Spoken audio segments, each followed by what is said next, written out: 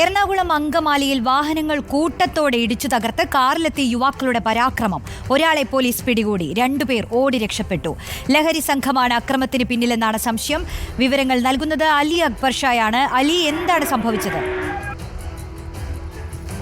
റോഷ്നി, രാത്രിയോടുകൂടിയാണ് അങ്കമാലി ഭാഗത്ത് 3 യുവാക്കൾ ഒരു കാറിലെത്തി വാഹനങ്ങൾ ഇടിച്ചു തകർക്കുന്ന സാഹചര്യം ഉണ്ടായത്. ഈ യുവാക്കൾ വന്ന കാറിനെ പോലീസ് തടഞ്ഞിരുന്നു. രാത്രി പോലീസ് സംഘം സെർച്ചിങ്ങിന് വേണ്ടി തടഞ്ഞപ്പോഴാണ് ഇവർ വേഗത്തിൽ വാഹനം മുന്നോട്ടെടുക്കുകയും മറ്റ് പല വാഹനങ്ങളിലും ഇടിക്കുകയും ചെയ്തത്. പോലീസ് വാഹനത്തിനുൾപ്പെടെ തകർത്തിട്ടുണ്ട് എന്നാണ് ഇപ്പോൾ നിലവിൽ അറിയാൻ സാധിച്ചിട്ടുള്ളത്.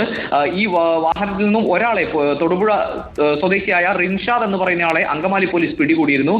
ഒപ്പമുണ്ടായിരുന്ന മറ്റ് 2 പേർ ഈ സമയത്ത് കാറുമായി കടന്നു കളയുകയായിരുന്നു. ഈ പോകുന്ന വഴിയിൽ പെരുമ്പാവൂർ റൂട്ടിലേക്കാണ് ഈ വാഹനം ഓടിച്ചു പോയത്. അതിനിടെ പല സ്ഥലങ്ങളിലും ഈ കാർ ഇടിച്ചിട്ടുണ്ട്. ചില വീടുകളുടെ മതിൽ ഉൾപ്പെടെ ഇടിച്ചു തകർത്തതും ദൃശ്യങ്ങളിൽ കാണാൻ കഴിയും.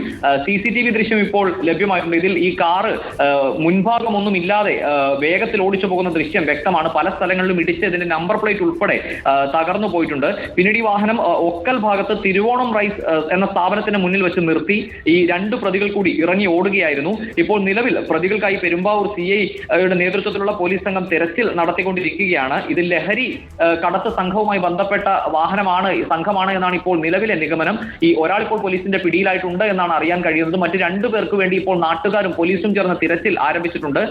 മറ്റ് ആളുകൾക്ക് അപായമൊന്നും ഇല്ല എന്നാണ് അറിയാൻ കഴിയുന്നത്. റോഡ് സൈഡിൽ നിർത്തിയിട്ടിരുന്ന പല വാഹനങ്ങളും ഇടിച്ചു തകർത്തിട്ടുണ്ട്. അതുപോലെ വീടുകളുടെ മതിലും പോലീസ് വാഹനത്തിൽ ഉൾപ്പെടെ ഇടിച്ചു തകർത്താണ് ഈ യുവാക്കൾ കാറുമായി മുന്നോട്ട് പോയത്. എന്തായാലും മറ്റ് 2 പേരെ കൂടി രാത്രിയിൽ തന്നെ കണ്ടെത്താൻ കഴിയുമെന്ന പ്രതീക്ഷയിലാണ് ഇപ്പോൾ പോലീസിന്റെ തിരച്ചിൽ നടക്കുന്നത്. റോഷ്നി, ശരി, അലി അക്ബർ ഷായാണ് വിവരങ്ങൾ നൽകിയത്.